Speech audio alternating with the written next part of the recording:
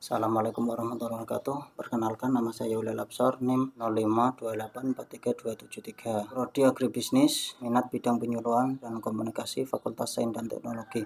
Kode mata kuliah STA-AG 4111. Pertanyaan pertama, ada berapa konsep dalam pengertian penyuluhan pertanian? Sebutkan konsep apa saja dan berikan penjelasan. Ada 4 konsep penyuluhan pertanian. 1. Proses pendidikan dengan sistem pendidikan non-formal bagi orang dewasa. Agribisnis merupakan pengembangan sumber daya manusia atau SDM yang terampil dan berpengetahuan. Pendidikan non-formal bagi orang dewasa, khususnya petani dan pelaku usaha, yang sangat penting, yang bertujuan meningkatkan pengetahuan, keterampilan, dan sikap petani dan pelaku agribisnis lainnya mengenai teknologi pertanian terkini, manajemen usaha, pemasaran, dan keuangan. 2. Proses perubahan kemampuan petani atau proses pemberdayaan petani. Proses ini adalah proses yang bertujuan untuk membuat petani menjadi mandiri, adaptif, dan mampu mengambil keputusan bisnis yang tepat. Yang ketiga, pelaku utama. Pelaku utama dalam agribisnis adalah mereka yang secara langsung terlibat dalam kegiatan rantai nilai pertanian.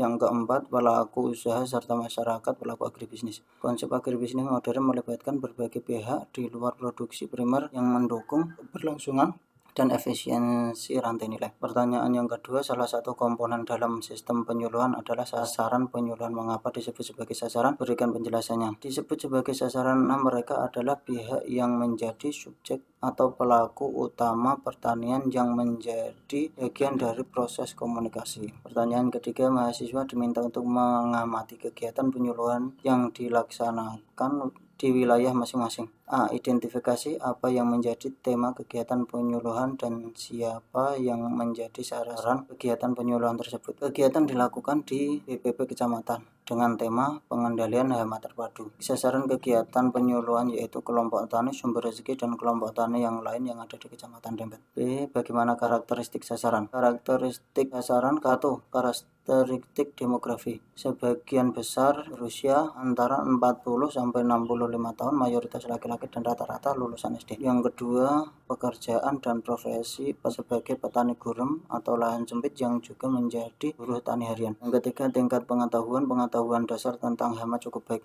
Yang keempat, kondisi sosial ekonomi. Tingkat ekonomi menengah ke bawah, sangat sensitif terhadap harga sarana produksi seperti pupuk, bibit, dan yang lainnya.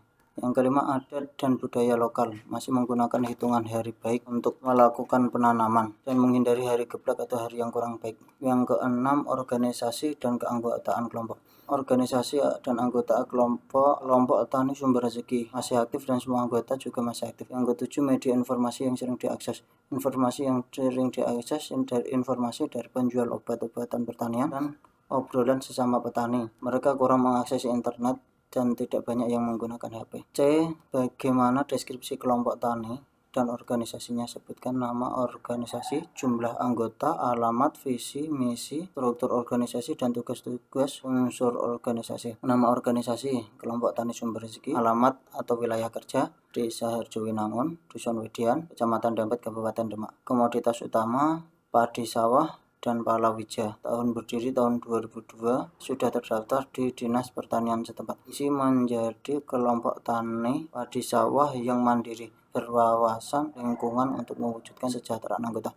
Misi meningkatkan pertanian di bidang apapun. Struktur organisasi, ketua Bapak Sutono Al-Miftahuddin, sekretaris Bapak Sofyan, bendahara Bapak Saidun. Tugas pokok ketua Bapak Miftah memimpin dan memfasilitasi setiap pertemuan kelompok, mengambil keputusan strategis setelah melalui musyawarah, menghindari rapat koordinasi dengan BPL dan pihak desa. Sekretaris Bapak Sofyan mencatat notulen rapat dan mendokumentasikan kegiatan penyuluhan, mengarsipkan surat masuk dan keluar, termasuk surat permohonan bantuan, mendata kehadiran anggota setiap kegiatan. Bendahara Bapak Saidun mengelola kas kelompok, membuat laporan keuangan untuk diserahkan kepada ketua. Sekian, terima kasih.